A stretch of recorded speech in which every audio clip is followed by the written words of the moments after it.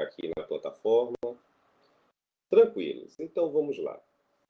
Hoje, dando continuidade, né, no nosso estudo da comunhão parcial, olhando aqui no nosso roteiro, na aula anterior eu falei acerca da regra, né, da incomunicabilidade, as situações excepcionais, né, da incomunicabilidade. E hoje nós vamos dar continuidade, agora discutindo a regra geral, que a regra geral está prescrita lá no artigo, deixa eu olhar aqui, artigo 1660. São situações que vai direcionar a nossa análise e discussão, tá? Então, a exemplo da aula anterior, se vocês também puderem deixar a legislação de vocês aberta para a gente acompanhar e discutir, cada situação particular seria mais importante, tá? Então, vamos lá. Artigo 1660, que a gente hoje vai dar continuidade, falando do regime da regra geral, que é a comunhão parcial, né? Lembrando que a proposta desse regime é direcionar a comunicabilidade de todos aqueles acervos constituídos durante a vigência, quer seja do casamento, quer seja da união estável, né? Então, a título comunicável, regra geral, nós vamos satisfazer o interesse de ambos, considerando justamente esse casamento já sacramentado ou essa união estável. Aqui no artigo 1660 vem tratar situações bem direcionadas, né? E dentro dessa regra geral, vai oportunizar para que o casal possa satisfazer dessas situações peculiares, tá? Vamos observar aqui juntos a redação desse artigo 1660, né? Diz o seguinte: entram na comunhão, ou seja, faz parte da regra, né, da comunicabilidade. Número 1, os bens adquiridos, tá? Os bens conquistados, né, na constância do casamento, por título oneroso. Título oneroso está envolvendo, né, dinheiro, está envolvendo valor, né, importância monetária. Ainda que só em nome de um dos cônjuges, tá? Então, nós temos aqui uma situação bem interessante, que normalmente a gente verifica em alguns livros, quando, por exemplo, o casal já casado, né, ou em união estável, eles resolvem participar de uma, por exemplo, de um feirão de casa própria, visitam uma construtora e se interessam por um determinado acervo, por um determinado bem imóvel. Aí, é claro que pode ser que uma das partes, ou ele ou ela, pelo simples fato de assinarem somente uma prévia proposta, né, vocês sabem que toda vez que a gente inicia a discussão de uma aquisição de um acervo, a gente, regra geral, assina uma prévia proposta, né, para que venha a ser analisada, estudada e aprovada subsequentemente aquela proposta pela qual você assinou, com aquelas informações aí que você ofereceu. Então, vamos imaginar que essa prévia proposta de aprovação, tá, da sua vida financeira, econômica, tá, tenha sido firmada somente por uma das partes. Vamos supor que o João, por exemplo, né, tenha firmado, somente ele, tenha assinado, formalizado essa simples proposta. Porque tem uma finalidade essa simples proposta, que é confirmar a aquisição de um bem imóvel, tá, a título oneroso, porque você vai trabalhar com valores. Não é porque somente o senhor João assinou essa simples proposta que irá caracterizar tão somente a ele, que vá titularizar somente a ele, que vá direcionar somente a ele a condição de titular desse imóvel, tá? Pelo contrário, o fato gerador já aconteceu após a sacramentação do casamento. E isso leva a crer que o bem pertença a ambos, pertence ao casal. Não é porque somente eu assinei uma simples proposta, ofereci ali informações correspondentes a meus dados pessoais, né, ao meu trabalho, à minha renda, que isso vai dizer que o bem somente seja meu. Até porque a gente não definiu, não finalizamos esta alienação. Não existe ainda o registro definitivo. Estamos iniciando a tramitação burocrática da aquisição desse acervo. Logo, esse bem pertence sim ao casal, e não somente apenas uma única das partes. Tá? Então, uma assinatura de uma simples proposta, dentro desse procedimento, ainda que conste somente no nome de um dos cônjuges, né? não desfavorece a condição também de titular da outra parte. Logo, o bem imóvel foi conquistado durante a constância do casamento, nesse caso específico, né, do artigo 1660, e o bem reverte em prol do interesse do casal. Pertence a ambos, tá? Sem sombra de dúvida. Ah, porque eu preenchi aquela proposta inaugural, o bem é meu? Pelo contrário. Tá? O fato gerador já aconteceu depois do casamento firmado. Por esse sentido, o bem pertence ao casal. Tá? Outra situação também, a título exemplificativo, que eu acho bem interessante, que vocês não esqueçam, né? Por exemplo, uma das partes resolve adquirir algum empréstimo, algum valor monetário, tá? Da sua instituição bancária, que vai servir para adquirir esse acervo. Então vamos imaginar, por exemplo, que o João ele obteve um empréstimo de 70%. Comparando a sua esposa Maria, ela obteve somente um empréstimo de 30% para financiar aquele determinado bem imóvel. Não é porque o João obteve o maior percentual comparando a sua esposa que também significará dizer que esse bem somente vai reverter em prol do interesse dele, será incomunicável, pelo contrário, tá?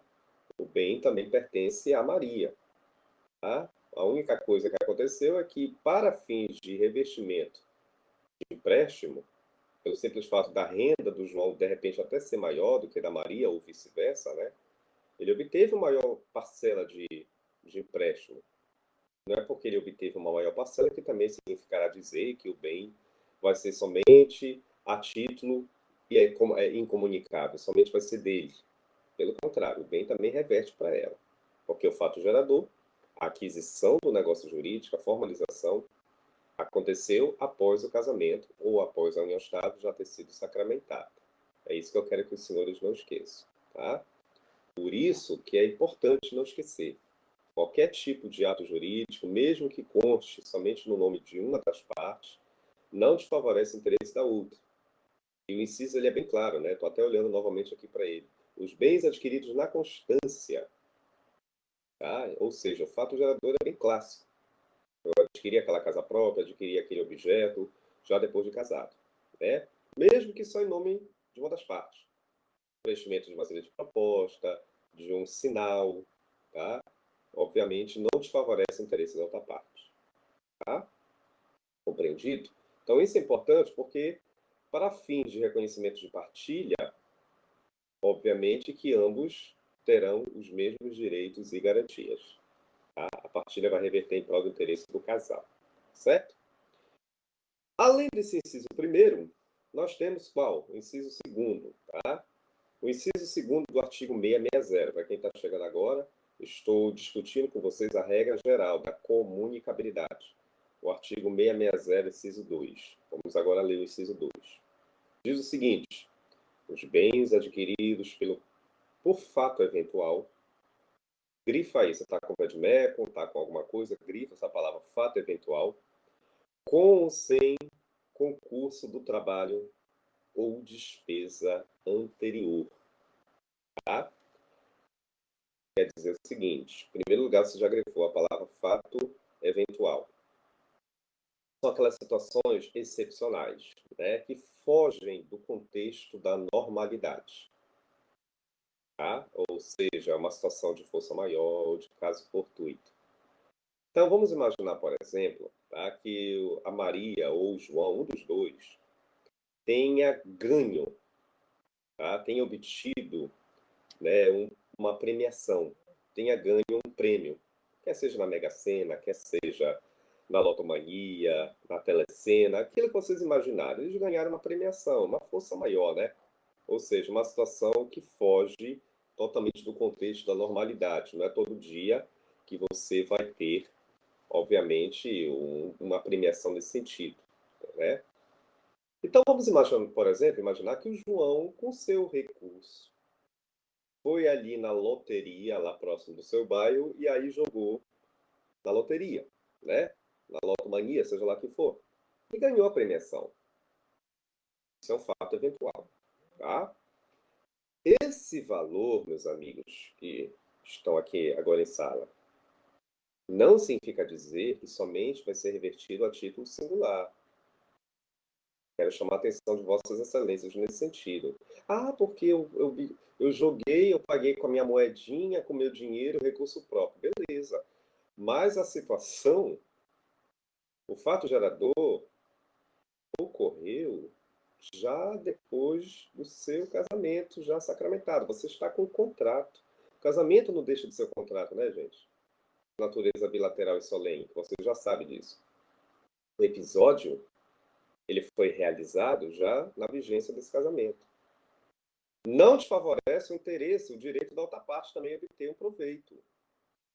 Tá? Como a gente normalmente verifica em algumas situações enigmáticas, né, principalmente em alguns locais aqui do nosso país, né, o homem ou a mulher de repente ganharam em uma premiação e evadiram-se do lar, acabaram abandonando o lar. Além de ter cometido um ilícito de dano moral nocível, porque você está infringindo a regra do contrato, lá do 1566, do contrato dentro da sociedade conjugal, né, a qual se propõe, você também deverá responder no Instituto Penal, lá dentro da regra do direito do abandono do lar, do crime de abandono do lar. Tá? Então, eu quero dizer isso para vocês, que uma vez as pessoas sempre perguntam, mas espera lá, o dinheiro não é meu, não fui eu que joguei, não fui eu que apostei. Sim, mas o fato em si, a premiação ocorreu, a circunstância, a comunicabilidade é agora, depois de casado. É isso que tem que ser levado em consideração. A outra parte tem direito, sim, porque você está sob a influência de um respectivo contrato, dentro da regra da comunicabilidade. E ainda por cima, o regime exige isso. Tá? Então, isso é importante não esquecer. E a redação da lei, que você acabou de ler comigo, ela é bem clássica. Não importa se eu tenha investido só com o meu recurso, ou de repente com a despesa até do casal, não importa. Com recurso próprio ou não, temos que compactuar os efeitos dessa premiação para que ambos se satisfaçam e não apenas tão somente uma única parte, um único interessado. Tudo bem? Ah, professor, eu pensava que somente era meu dinheiro. Não, não, porque o fato gerador aconteceu já depois de casado, mesmo que você tenha investido com seu próprio recurso. Mas a premiação a si, o valor da premiação reverte, é comunicável. Não vá bancar uma despertinho, querer tomar somente para si, depois se evadir, porque você está cometendo dois delitos. No civil, uma responsabilização civil para fim de dano moral, né? Você está quebrando com o compromisso da regra do contrato. E ainda por cima, no penal, você está respondendo, você vai responder por crime de abandono do lar, que algumas pessoas muitas das vezes fazem, né? Aqueles que agem de má fé, fiquem milionário, dão chute na mulher ou no homem, numa linguagem coloquial, né? Ou sair do ambiente pensando que está fazendo grande coisa. Pelo contrário, a parte prejudicada ingressa no judiciário com esse propósito, de reconhecer dano moral e ainda por cima pleitear um crime de abandono do lar. Tá? Tudo bem, deu para entender esse inciso segundo? Além do inciso segundo, meus queridos, nós temos também o inciso terceiro, dentro da redação do artigo 660, para quem está chegando agora, estamos falando da regra da comunicabilidade, tá? Que é a regra geral, né? O inciso número 3, ele também é bem categórico e nos informa o seguinte: os bens adquiridos por doação, herança ou legado, né? O que mais? Herança ou legado, deixa eu ver que coisa é aqui sem querer. Tá. Em favor de ambos os cônjuges. Olha, esse inciso terceiro, ele se contrapõe, depois anota essa observação aí, ele, na verdade, ele é contrário à redação do inciso primeiro do artigo 1659. Tá? Eu estou repetindo. Professor, repita? Repito. O artigo 659, que é a regra da incomunicabilidade, lá defendia o quê? Se você tiver com a legislação aí, que é a herança, o legado, a doação, lá era título singular. Você estava contemplando somente uma única vontade. Eu, por exemplo, enquanto doador, eu posso escolher o fulano de tal, já que ele é casado com a fulana, mas eu resolvi eleger somente ele. Ou seja, eu contemplei somente ele com aquela doação. Eu não reverti para o prol do interesse da outra parte.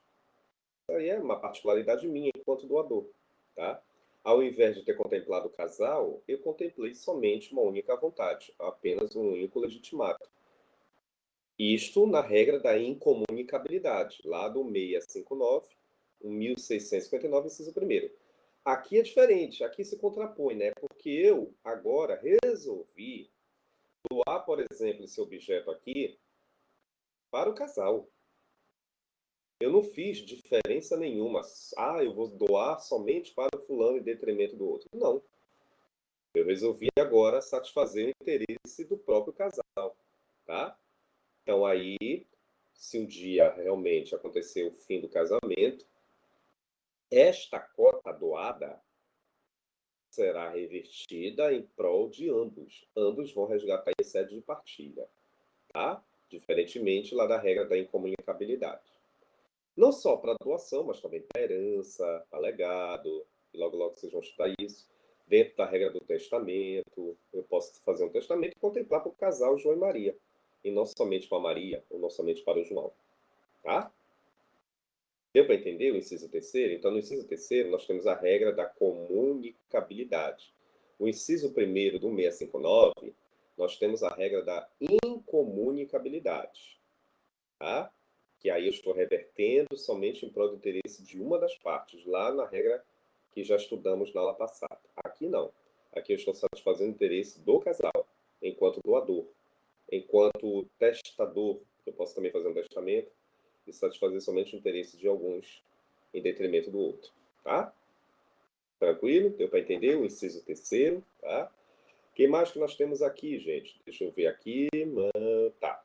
Nós temos o inciso número 4, 1660, para quem estiver acompanhando. As benfeitorias em bens particulares de cada cônjuge. Benfeitorias em bens particulares. Cuidado. Isso aí ocasiona muita discussão perante a via judicial competente no momento de uma audiência, por exemplo.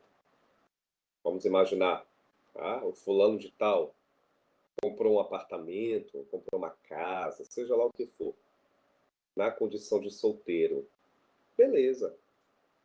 Casou-se com a fulana, né? Vamos imaginar. E, obviamente, que não vai descaracterizar a sua condição ainda de proprietário daquele imóvel. Cuidado somente com os melhoramentos que, de repente, advierem, que surgirem após o casamento, porque eles vão ser investidos, eles podem, de repente, ser investidos nesse próprio acervo. Imagina, por exemplo, e não estou falando só para casamento, também reverto essa regra com a união estável. Já pensaste? Ah, você conheceu fulano, você conheceu a fulana, você de repente até já esteja numa união estável, porque até já estudamos sobre a união estável, né? Todos os pré-requisitos que você deve estar recordados: convivência pública, duradoura, contínua, com interesse de firmar uma família, né?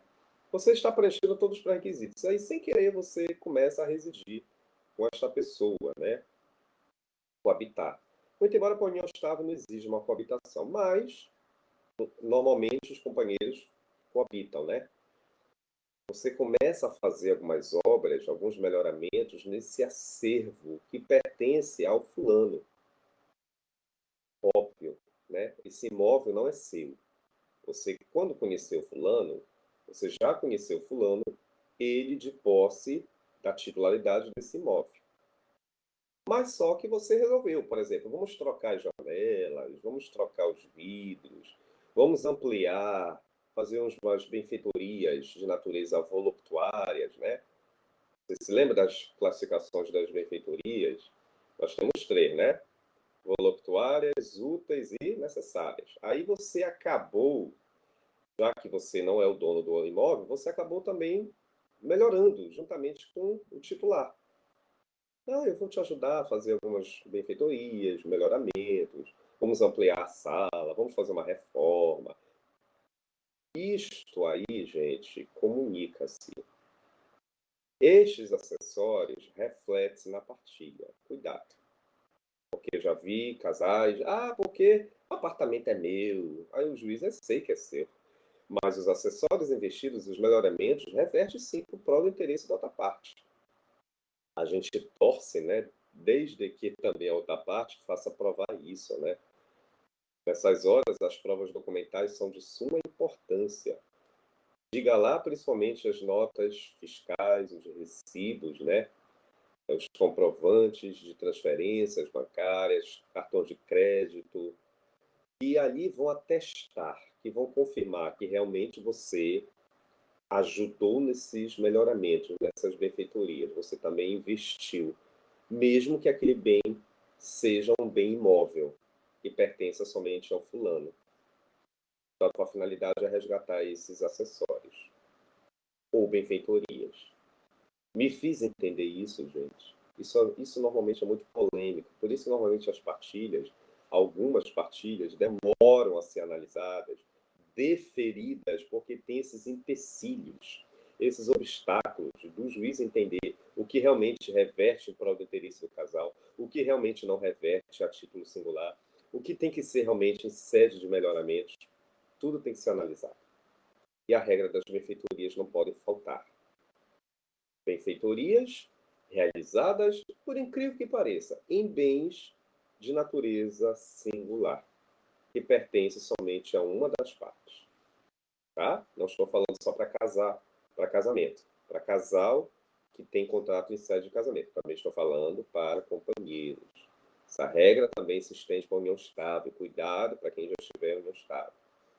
O companheiro já está residindo, né, está coabitando, muito embora a união estável não seja uma necessidade, mas o companheiro também investiu ali alguns melhoramentos, algumas benfeitorias.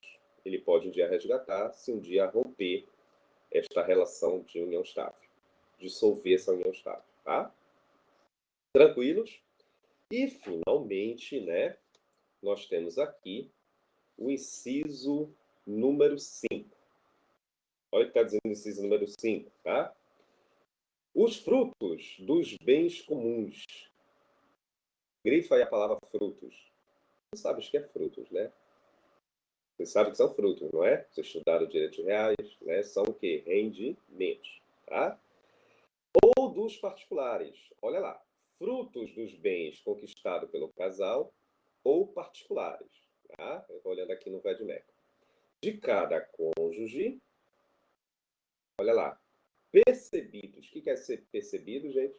Arrecadados, conquistados na constância do casamento, ou pendentes ao tempo que cessar a comunhão. Cuidado com essa redação final aí. Ou pendentes ao tempo que cessar. Ou seja, pode ser que uma das partes esteja já até separado. Não esteja, de repente, no casamento, não esteja mais nem coabitando, ou não em um estado também já tenha estado nesse estágio de separação, né? Ou seja, não estou mais direcionado para aqueles pré-requisitos, mas o que quer dizer esse inciso? Rendimentos que, obviamente, o casal conquistou de comum acordo, exemplo, os aluguéis, né? Eu posso muito bem ter adquirido vamos supor, a Daniela e eu, vamos imaginar. Eu casei com o Daniele e nós compramos uma casa para fins de nós investirmos em aluguel, tá? Ou seja, frutos. Esses aluguéis, obviamente, durante o estágio do nosso casamento, vão reverter para o nosso interesse. É a título de comunicabilidade. Confere? Primeiro, porque nós estamos casados. Segundo, porque nós adquirimos o imóvel depois do nosso estágio de casamento. Esta é uma situação. Logo, esses frutos devem ser compactuados para satisfazer o interesse de Daniele e para satisfazer o meu interesse. Confere, não somente deve me satisfazer, mas sim deve satisfazer a ela também. Se um dia a gente romper o nosso casamento por divórcio, cada um vai resgatar a sua cota de partilha, tá? Diferentemente, se, por exemplo, agora um outro exemplo, né? Se a Daniele já tivesse esta casa, eu a conheci e ela já tinha alienado, conquistado esse acervo, comprado, adquirido. Tudo bem? E aí, professor, ela adquiriu para fim de aluguéis. De repente, já no passado, já vinha o imóvel já sendo alugado. Mas ela casou com o senhor. Ela casou com o senhor e depois de ter casado, os aluguéis continuaram. Cuidado com isso. Reverte-se para o interesse da outra parte, que no caso sou eu, os frutos adquiridos na constância do casamento. Então, aqueles frutos que porventura ela já havia adquirido antes na condição de solteira é singular. Agora, o juiz ele vai ter que levar em consideração, ele vai ter que conhecer desde quando iniciou o nosso casamento, né? Porque os frutos revertem para ambos os dois. Pleonasmo aceitável no momento. Tá? Professor, como é que nós vamos saber disso? Aí nós temos que observar os fatos geradores. Período X a Y, Daniela estivera, olha o verbo, estivera na condição de solteira. A partir daqui em diante, ela casou comigo.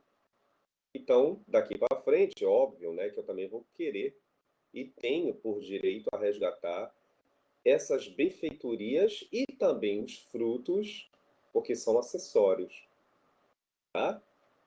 Então, eu vou ter que observar isso. Se o aluguel é R$ 1.000, então depois que nós firmamos o casamento, você vai ter, eu vou ter parcela de contribuição. Sim, revertirá para mim. Interessante, né, gente? Por isso que normalmente muitos não concordam, mas eu não concordo, porque o bem é meu, parará pererê, eu já iniciei a locação, só que você casou. Só que você constituiu um contrato. Ah, eu não casei. Sim, você está em união estável. Se você puder provar a união estável, é os mesmos efeitos. A única coisa que difere é que a união estável você não inaugura com o contrato, mas ela resgata os mesmos efeitos desse regime, comparando ao casamento. E aí? Tá? Por isso que tem muita briga, tem muita discussão, e normalmente as partilhas não são deferidas, porque o juiz vai ter que analisar o que era antes e o que passou a ser após o casamento.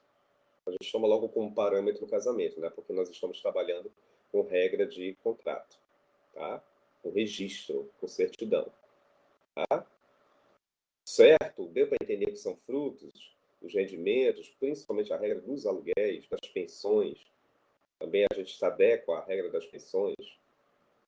Certo? Deu para entender? Beleza. Mas não é só isso que eu quero falar para vocês, não. Nós temos também aqui mais outras situações importantíssimas. Eu vou até olhar também o teu roteiro, para que a gente também siga o roteiro, né? Para quem estiver com o roteiro aqui, lá na nossa redação.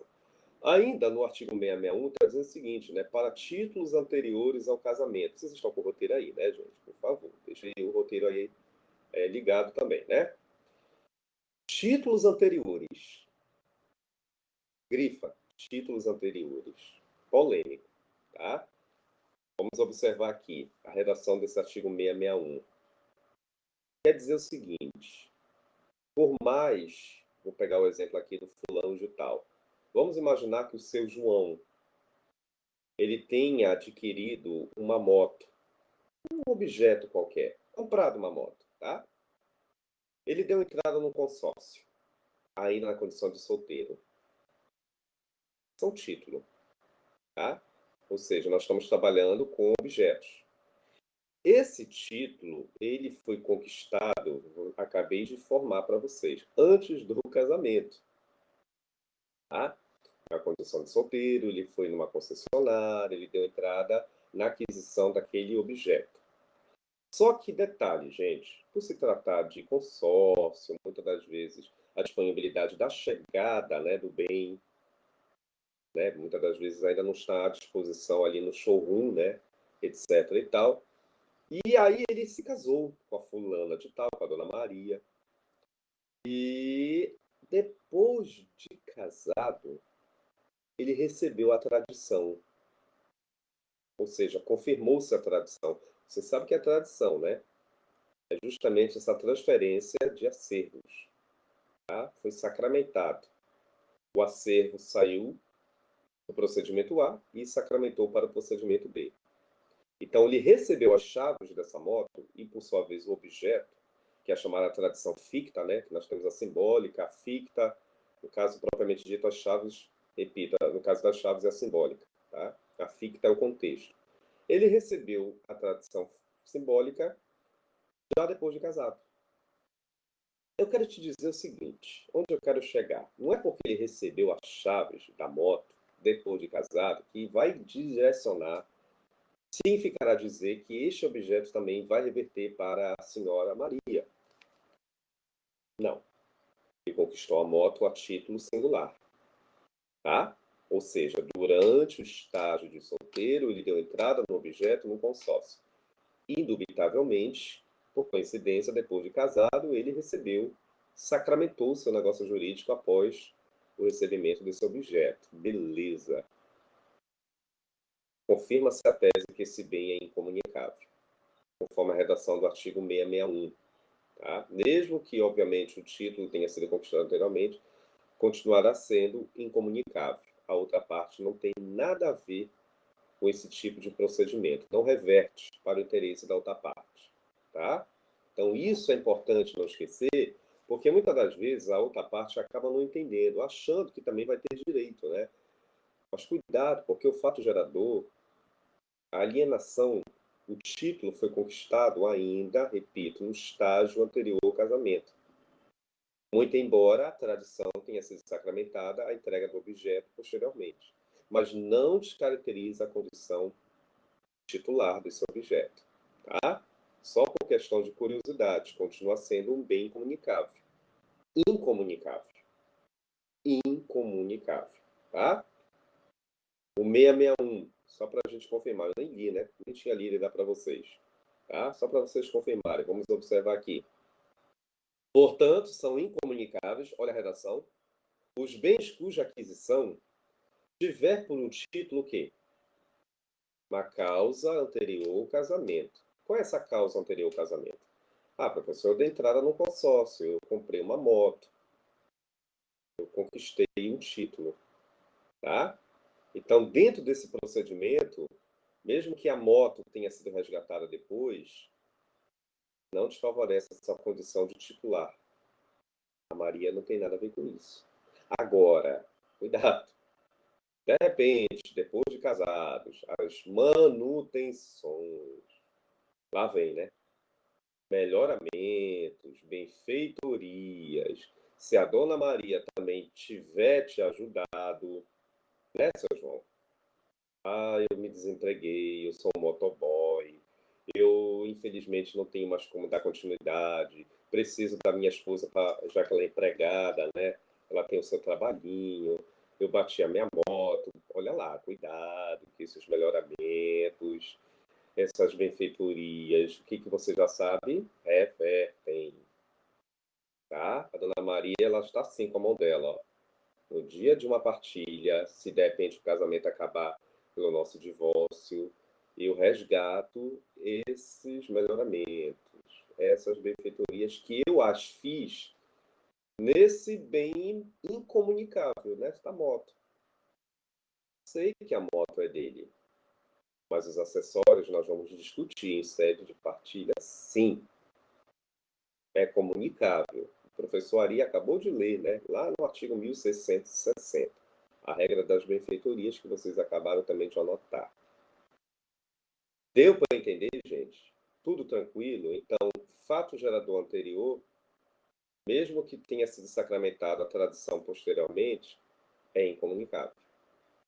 Não desfavorece a condição de titular de bem, do bem, melhor dizendo, daquele determinado sujeito, tá? Com relação aos bens móveis, existe a regra da chamada presunção relativa, que é justamente o próximo dispositivo que nós já vamos ler, tá? O que eu quero dizer para vocês que, regra geral, o que é uma presunção relativa? É aquela que nós podemos ainda provar no sentido contrário, que você já estudou isso lá no primeiro ano do teu próprio curso, né? Primeiro semestre, tá? Então, você pode, de repente, contestar. Para os bens móveis, suscetíveis de movimentos próprios, que você também já estudou, existe uma certa flexibilização, flexibilidade. de você inicialmente informar para o judiciário que esse bem imóvel pertence ao casal, tá? A regra, que daqui a pouco nós já vamos confirmar, para os bens móveis, significa dizer que enquanto você não provar o contrário, dentro da regra de uma presunção, por exemplo, enquanto João não disser que ele é o verdadeiro dono daquele bem móvel, somente ele conquistou, comprou, enquanto ele não puder provar, parte-se do pressuposto, do entendimento, que esse bem pertença também a outra parte. Ou seja, é um bem comunicável. Reverte-se para ambos os dois. Certo, gente? Estão me fazendo entender? Existe a regra da presunção relativa para os bens móveis. Diferentemente, se uma das partes puder provar o contrário, aí sim, né? Se uma das partes puder provar o contrário, indubitavelmente, o que era para ser comunicado ou comunicável, aí sim, vai ser somente reconhecido a título de incomunicabilidade. Se o João chegar com o magistrado e disser, olha, não, excelência, eu já havia conquistado, por exemplo, essa galeria de quadros, né, de pinturas, etc., eu já havia alienado antes mesmo, já havia adquirido antes mesmo de casado com a Maria. Eu estou provando isso. Eu não quero que venha também ser reconhecido, revertido para outra parte, em sede de partilha. Não. Eu quero que seja reconhecida a sua integralidade, ou seja, incomunicabilidade. Tá? Então, de acordo com a redação desse artigo 662, que eu até coloquei aqui, né, no teu material, regra para os bens móveis, que eu estou até olhando aqui o roteiro, né? Os bens móveis, a priori, pertencem a ambos, dentro de uma presunção. Mas, como toda presunção, a gente pode provar o contrário, né? São hipóteses, né? A gente supõe, imagina que seja assim. Nós temos que investigar, para que aquelas situações venham a se tornar caso concreto e sacramentado. Vamos ler o artigo 662 para os bens móveis, só para deixar vocês cientes que existe uma certa flexibilidade para os bens móveis, tá? Os alunos normalmente perguntam muito, professor, sim, os bens móveis nós podemos reverter, tá? No regime da comunhão parcial, presume-se, grifa, não me olha não, grifa e anota, tá? Presume-se, cuidado que a OAB vai te dar uma rasteira, ela não vai colocar essa palavra, tá? Ela vai ratifica-se, confirma-se. Não, presume-se, tu não sabes ao certo, tá? Adquiridos na constância do casamento os bens móveis. Aí vem a segunda parte, né? Quando não se provar que o foram em data anterior. Quer dizer o seguinte, se de repente o senhor João disser para o magistrado que ele já havia adquirido, o que era uma mera presunção, agora se tornou um caso concreto, direito líquido certo. Não, não, não, não. O bem não é nada de comunicável. O bem é incomunicável. É a título singular. Logo, a Maria não tem nada a ver com isso. Ah, eu tenho como provar.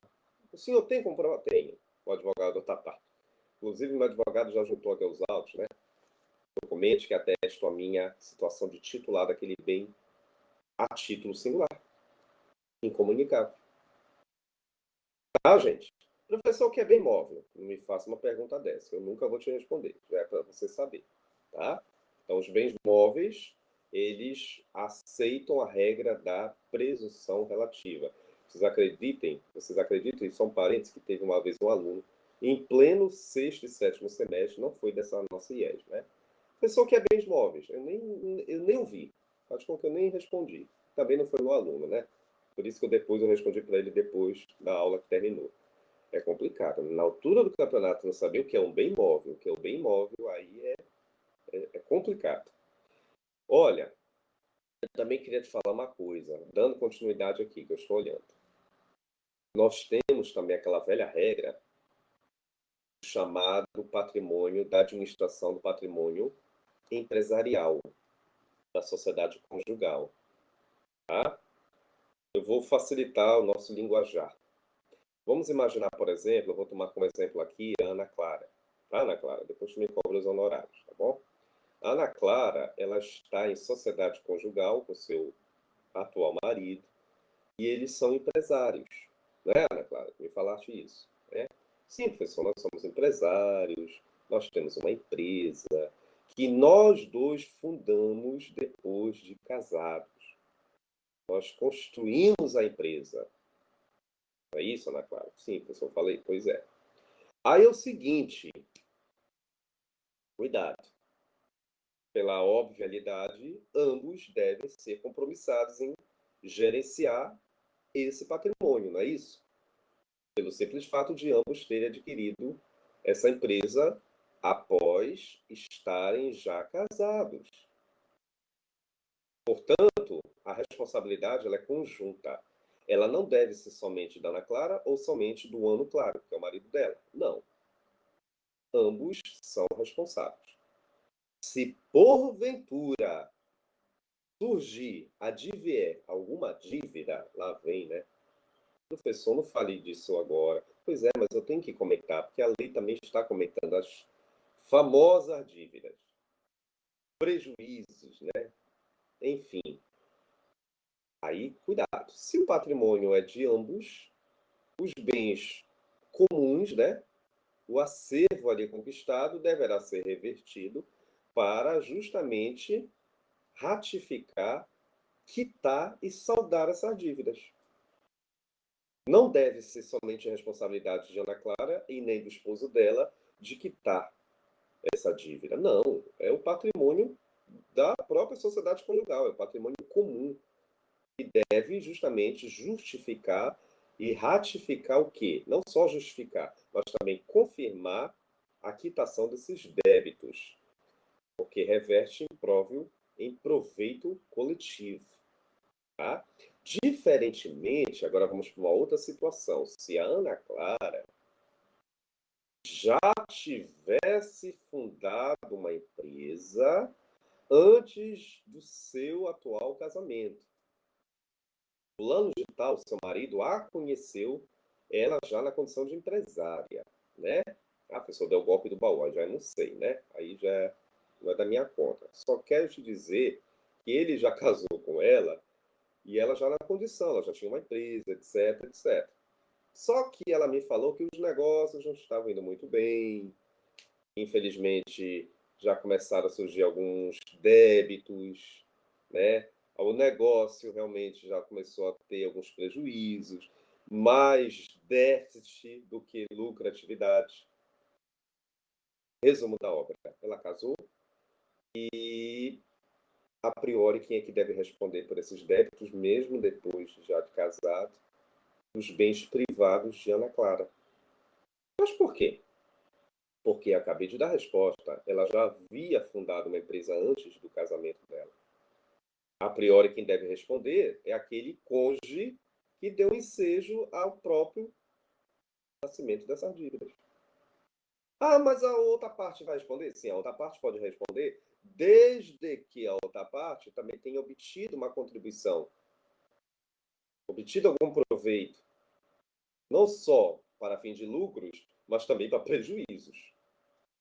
Se o marido dela, de repente, também tiver contribuído para aumentar essas dívidas. Mas aí já é ônus, é tarefa da Ana Clara, chegar um dia com o juiz, se de repente o casamento se acabar com o divórcio, né? Porque isso vai refletir na partilha, e ela vai dizer, não, excelência, eu não posso somente arcar com esse prejuízo. O Ano Claro também, ele contribuiu, né? Ele também não só proporcionou o aumento das despesas, né? Como também, de uma certa forma ali, as dívidas estouraram, posso dizer assim, depois que eu me casei. Muitas das vezes até com vícios, né? Fraudes, paralelamente dilapidando patrimônio sem ela saber disso. Não acontece isso no Brasil, né, gente? Vocês conhecem algum caso assim, de um casal dar um golpe no outro, dilapidar o patrimônio, matar o cara? Eu não conheço. Se vocês conhecerem, vocês me informam, tá? Vocês entenderam? Então isso caracteriza, né? A gente coloca tudo entre aspas, né? Que a gente sabe que isso é realidade. Não só o rompimento da relação, como também, se for o caso, né, ter dano moral, que pode ser que, de repente, uma das partes venha agir até de má fé, lapidar o patrimônio, obter proveito nessa relação, tá? E aí, a parte prejudicada, ela vai dizer, não, juiz, eu não quero somente arcar com o prejuízo. Ele também deve responder, tá? E também obteve proveito. Muitas das vezes não é só lucro, não, mas também prejuízos que ele ocasionou, tá? É isso que está nos informando, porque não basta a gente somente ler, né, gente? A gente tem que discutir.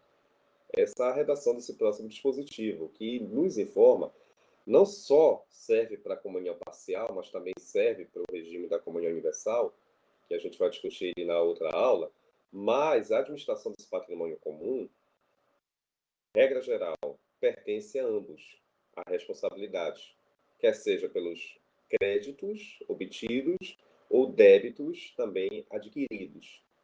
Agora, se for patrimônio próprio, conquistado muitas das vezes antes do casamento, né, somente é de incumbência daquele determinado cônjuge que, obviamente, já havia conquistado, a título próprio, né?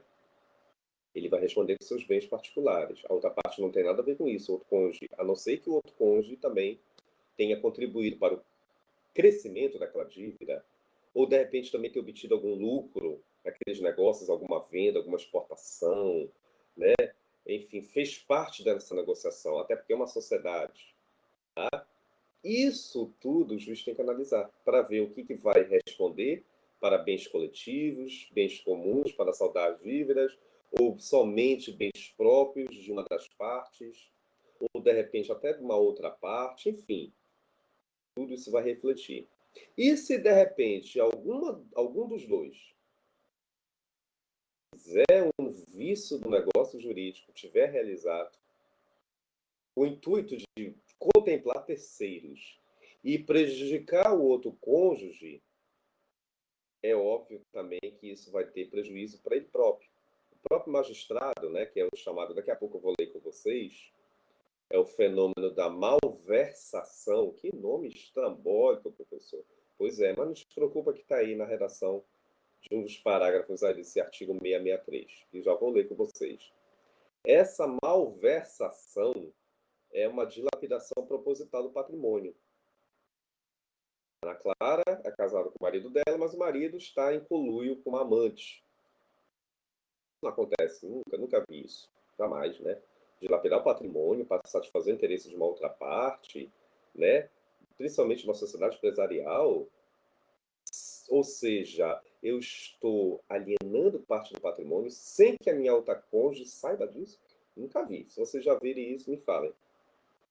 A gente brinca, mas isso é a realidade, né? A gente coloca tudo entre aspas. É a malversação, porque o camarada, o cônjuge, ele está não só realizando uma fraude, um vício, e se realmente ficar caracterizado, o que era de ambos aquela sociedade empresarial, aquela empresa, se ficar constatado que alguém ali agiu de má fé, que no caso o fulano de tal, né, contemplando o interesse de um terceiro, aí é claro que a Ana Clara vai querer o rompimento dessa razão social, que até então pertence ao casal. Vamos imaginar que a empresa era de ambos, né? Tá? A empresa pertencia ao casal. Se ficar realmente comprovado, aí ela vai querer que o juiz reconheça a titularidade só para ela. Claro, porque ela já juntou as provas que contesta, aliás, não é que contesta, que atesta, né? Que confirma a tese que o marido agia de má fé, fez fraudes, satisfez o interesse da outra parte, tá? É a malversação, tá, gente? Isso tudo com base na regra do artigo 663. Isso tudo é o trâmite da administração da sociedade empresarial, dentro do Instituto do Casamento, tá? Olha aí, o 663. Bora ler? Bora. A administração do patrimônio comum compete a quem? Qualquer um. Simples, né? A empresa foi fundada depois de casados. A empresa é de quem? É do casal, gente. Tá? A administração, responsabilidade, pagamento de funcionários, pagamento de dívidas, ambos os dois. Desde que a empresa esteja, obviamente, sob a responsabilidade, o gerenciamento deles, que é o que vai acontecer dentro da regra geral. Mas, como toda regra, tem exceção. Se eu já tinha essa empresa, que no caso a Ana Clara, a pessoa já tinha essa empresa, já havia fundado essa empresa, então é título singular, né? Então a responsabilidade a priori é sua. Se tiver débitos, quem vai responder a priori são os bens próprios. Pode até ser os bens comuns, mas esses bens comuns, desde que também tenha surtido, apresentado, evidenciado melhorias, benfeitorias, aí sim, né? Ampliou os investimentos, a outra parte também obteve proveito, aí pode ser que agora os bens coletivos ou da outra parte também venham responder, né? Você iniciou com a empresa do capital X e de repente o capital cresceu, então essa diferença já é uma regra de comunicabilidade. E detalhe, aconteceu depois de estar casado. Estou falando com ela, né? Porque realmente, a pessoa tinha um capital X, mas duplicou meu capital depois que eu me casei com o fulano. Então já teve aí uma prova de um proveito muitas das vezes, tá? Olha o parágrafo primeiro aqui, bora ler comigo. Lá vem dívidas. Dívidas contraídas no exercício da administração obrigam o quê? Os bens comuns e particulares.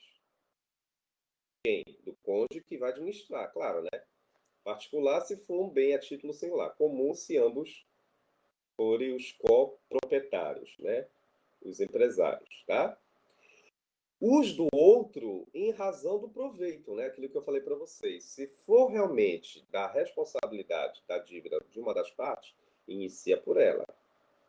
Mas lá na frente, ela pode muito bem dizer o ele, né? Não, excelência, mas ele contribuir para o crescimento dessa dívida, ele também obter lucros. Aí, se puder provar, com planilhas, com prova documental, exercício de contra-cheque, de extratos, aí, gente, não tem para onde correr. Aí pode ser que a outra parte também venha responder com seus bens, tá? Por isso que normalmente as partilhas, em alguns casos, principalmente nesses que envolvem sociedade conjugal ou empresarial, não é de uma hora para outra que as partilhas são deferidas, tá? Que aí o juiz tem que analisar todo esse percurso. O que vai reverter, o que não reverte, o que é comunicável, tá? Aí vem parágrafo segundo, né? Que é a regra da outorga. A anuência, que é a mesma coisa de outorga, de ambos os cônjuges é fundamental, é necessária para os atos, né? Que tipo de atos? A título gratuito, de repente uma doação, né? Que implique uma cessão de uso e gozo dos bens comuns. Professor, o que quer dizer isso? Muito simples. Se a Ana é casada com fulano, eles são empresários, eles têm uma empresa, os bens são comuns, conquistados por ambos. Gente, até uma criança de 1 ano vai te responder. Eu não posso agir sozinho. No CAPT não está dizendo isso, o CAPT do artigo? A qualquer um deles. Então quer dizer o seguinte, eu quero realizar uma cessão. O que é uma cessão? Uma transferência, um repasse de um bem que pertence a A para que depois vá reverter para o novo pretendente, novo titular, o B.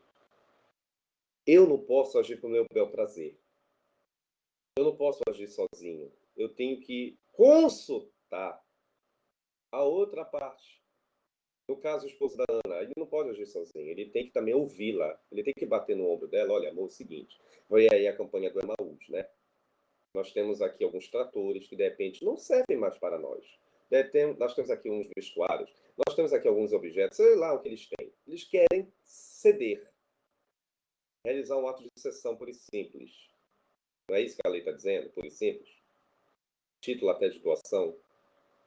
Então, ele está fazendo o papel dele porque ele está consultando ela e vice-versa, já que eles estão numa sociedade. O que não pode, o que a gente infelizmente verifica muito, a atitude de má fé, é que algum dos cônjuges acaba realizando esses atos sem consultar a outra parte. Tu entendeste? Tu acaba quebrando a anuência, a ratificação da outorga. Aí, gente, já caracteriza um vício, né? Porque você está quebrando com o elo da regra da outorga conjugal. E aí até você pode pleitear para fins de danos morais, se for o caso. Tá? Então, o que o parágrafo 2º está nos informando, eu posso realizar atos de cessão, de transferência de bens comuns, vírgula, desde que eu respeite a anuência do outro cônjuge, a outorga. Você está em sociedade conjugal, você está sob os efeitos de contrato. Mas, infelizmente, a gente não verifica muito isso na prática. Por isso que é um dos motivos pelos quais, principalmente se tratando de sociedade conjugal empresarial, né? A gente verifica muito essas irregularidades no cotidiano, infelizmente. Que é um dos motivos que levam ao divórcio. Já até estudamos na aula anterior, tá? Aliás, nas aulas anteriores. Tudo bem?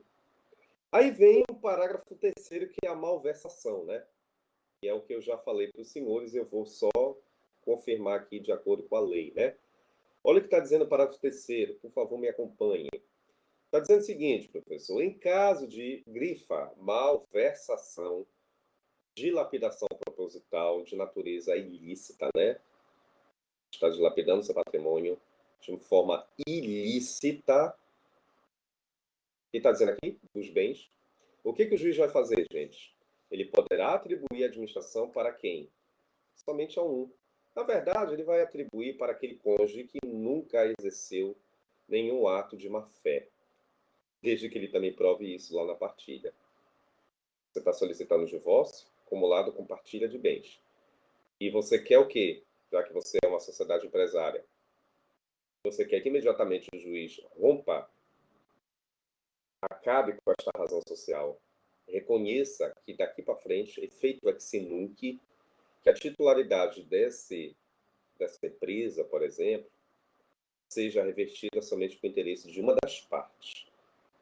Porque você está dizendo que a outra parte agiu de má fé, realizou fraudes, praticou dolos, que me cheira a vício, né? Isso é vício. Desde que você anexe os meios probatórios que atestam isso. Olha, professor, nós temos aqui alguns estragos, que algum dinheiro ali foi desviado, né? Para satisfazer o interesse de terceiros. Não acontece no Brasil lavagem de dinheiro, jamais, né? Desvio de verbas, eu desconheço. Se vocês também desconhecerem, me informem, tá? Então, isso não é só para contemplar terceiros. Isso está infringindo também alguns dos cônjuges, principalmente da condição de empresários. Imagina, né? Tá? Um cônjuge enganando o outro com o interesse de contemplar um terceiro. E, normalmente, esse terceiro é um amásio, né? Na maioria dos casos. Que é amásio, professor? É um amante. É um termo já em desuso. Tá? E, finalmente, vou agora colar de novo aqui no nosso roteiro, já para finalizar a nossa aula. Eu ainda trago aqui algumas regras importantes, não é isso? Do artigo 664, 665, 666. Cada um tem uma finalidade, tá? A finalidade desses artigos, principalmente do 664, são as obrigações que o casal deverá realizar na condição de estágio de casados. Óbvio, né, queridos? Como qualquer casal tem as suas obrigações. Você vai conquistar aquele acervo para uma finalidade específica, né? Você vai realizar aquela obrigação com uma finalidade também específica. É dever de ambos os cônjuges, não somente de algum deles, tá? E aí a gente também associa para a união estável também. O companheiro não pode agir somente sozinho em detrimento do outro companheiro, tá? Então, o artigo 664, ele vai justamente dar esse ensejo para as regras obrigacionais. Cada um ali vai ter uma finalidade. Mas, de uma certa forma, as obrigações devem ser realizadas de comum acordo. Não pode somente a Ana Clara exercer, sobrepor essa responsabilidade somente para si. Não. Não digo sobrepor, né? Tomar para si essa responsabilidade. Não. Ela tem que também dividir com seu cônjuge, tá?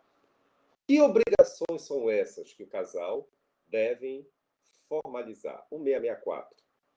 Leiamos aqui juntos. Vamos ler. Os acervos, os bens, respondem pelas obrigações, né? Olha como a lei nos ajuda, tanto pelo marido quanto pela esposa, né? Pela mulher. E essas obrigações vão estar para quê direcionadas, queridos? Qual é a finalidade dessas obrigações? Está aqui, ó. Para atender, professor. Número 1, encargos da família. O que é encargos de família, gente? Responsabilidade do cotidiano. Por exemplo, os alimentos, despesas de domésticos, ou melhor dizendo, né, de serviços domésticos, tá? Compromisso para com os filhos. Não é só da Ana Clara e não é só do fulano, é de ambos os dois. Leonardo não aceitava nesse momento, tá? O que mais, professor, que nós temos aqui? Deixa eu ver, que o meu óculos está meio torto hoje. A despesa da administração. Que despesa da administração, gente? Sim, cotidiano, aluguéis, condomínio, tá? De repente, pagamentos de alguma doação. Tudo isso é compromisso de ambos. Não pode ser somente da fulana ou só do fulano, tá? E, finalmente, os da imposição da lei. Exemplo, pagamento de taxas, né? Tudo que esteja na norma, né? De decretos, de resoluções, tudo que ali a lei já nos informa. Pagamento de taxa de água, de luz, tá? IPTU, telefonia celular, porque existe contrato de acordo com o CDC, tá? Com as agências regulamentadoras. Tudo bem, é compromisso de ambos. Se estão casados, regra geral, já que estamos falando de casamento, né? O contrato existe. Mas não importa só de casados. Se estão em união estável, mas não tem contrato. Mas os efeitos para fins de responsabilização é a mesma coisa. Tá? A mesma regra do casamento, nesse caso aqui, da administração das obrigações, também para a união estável. Com relação às dívidas, o 665, né? Administração, vamos lá, o 665. A administração e a disposição dos bens constitutivos do patrimônio, acho que já até comentei isso aqui, ó. A administração dos bens do patrimônio particular, já até comentei. Competem a quem, gente? Claro que somente aquele cônjuge proprietário, o dono daquele patrimônio. Agora, se você tiver feito uma cláusula, uma convenção, um pacto antinupcial, aí já muda a figura. Você não quer somente ter essa responsabilidade, você quer dividir essa responsabilidade. Essa redação final é uma exceção, porque esse regime ele não exige o pacto antinupcial. Mas se você quiser fazer o pacto, fica a seu critério. O pacto ele é exigido para todos os regimes, te lembra disso? Com exceção do regime da comunhão parcial, que flexibiliza, né? Aqui está dizendo o seguinte, que se é um patrimônio próprio, eu respondo, eu vou gerenciar. Agora, se eu quero que a outra parte também venha me ajudar, eu vou ter que deixar isso bem definido, por expresso, no pacto antinupcial. Para isso que serve o pacto, né? O pacto, esse regulamento, é para você formalizar por expresso o que é uma regra hoje, depois vai se tornar uma exceção, depois do pacto. Ou vice-versa. O que é hoje uma exceção, o pacto vai se tornar uma regra. Tá? E para a gente fechar, infelizmente, né, não pode deixar de não falar de dívidas, a gente não gosta dessa palavra dívidas, né, e por coincidência elas novamente são ressaltadas, e ainda por cima nesse artigo 666, né? Olha essa numeração aí, vou até bater na madeira, né? Mas enfim. A dívida diz o seguinte, né? As dívidas, professor, contraídas por qualquer dos cônjuges, de repente só Ana Clara contraiu as dívidas, na administração dos seus bens próprios, em benefício destes, claro que não tem nada a ver os bens comuns. A Ana Clara já tinha um apartamento, está endividada, porque ela deixou de pagar alguns tributos, etc. Casou com fulano de tal, compraram um novo bem. Esse bem comum aqui vai, obviamente, ser obrigado a ser vendido, alienado, para pagar a dívida da Ana Clara. Claro que não, gente. Esse bem comum aqui, conquistado por eles, não é obrigatório, não tem nada a ver de imediato ter que vender para pagar de. Não, Isso daí não vem ao caso. Os bens comuns não tem nada a ver. Os novos bens conquistados depois do casamento, regra geral, não são obrigados a saldar dívidas a título singular. Ah, professor, mas eu tenho interesse. Ah, você tem. Só tem uma saída. Formar um pacto antipicial. Porque isso é regra. Você quer transformar em exceção? Então, esteja ciente, desde que a outra parte também queira assinar, né? Porque também o pacto tem que estar compactuado para ambos os interesses, porque esta é a regra. Bens comuns não devem ser acionados, não devem ser acionados só com pretexto de quitar dívidas de bens particulares. Que é isso? Tá? Agora, se você tiver esse interesse, defina isso no pacto. Porque se não tiver definido, até porque as pessoas nem sabem o que é pacto, muitas das vezes, em muitos casos é o que é pacto. Né? Não sabe o que é pacto antipicial. Mas é um regimento, um regulamento, a título de patrimônio. Se nada estiver definido, lá, perante a futura partilha, o juiz ele aplica essa regra aí do 666. Ah, bom, não teve pacto, etc. Os bens comuns não têm nada a ver para responder dívidas particulares de bens de cônjuge que até então nem era cônjuge, que era simplesmente um solteiro, uma solteira, que fez dívidas e continua a crescer. Cresceu essas dívidas, inclusive depois do casamento. Tá? Arque, venda o seu bem. Dessa venda, você vai saldar essas dívidas. Tá? Torça para que consiga também saldar, né? Tudo bem? Certo, gente? Deu para a gente se entender? Ficou legal isso, tá? Beleza, então hoje eu vou parar aqui no regime da comunhão parcial, tá? Na quinta-feira a gente vai comentar o novo regime da comunhão universal e na outra semana a gente já fecha esse capítulo para a gente iniciar os 4 capítulos finais, tá? Restam só 4 capítulos, sendo que eu vou fazer uma comunhão, uma conjugação com a guarda e a adoção, a gente vai fazer um feedback, diferenças e similitudes, tá? E a tutela e curatela no mesmo raciocínio, que são os 4 capítulos que estão faltando: adoção, guarda, tutela e curatela.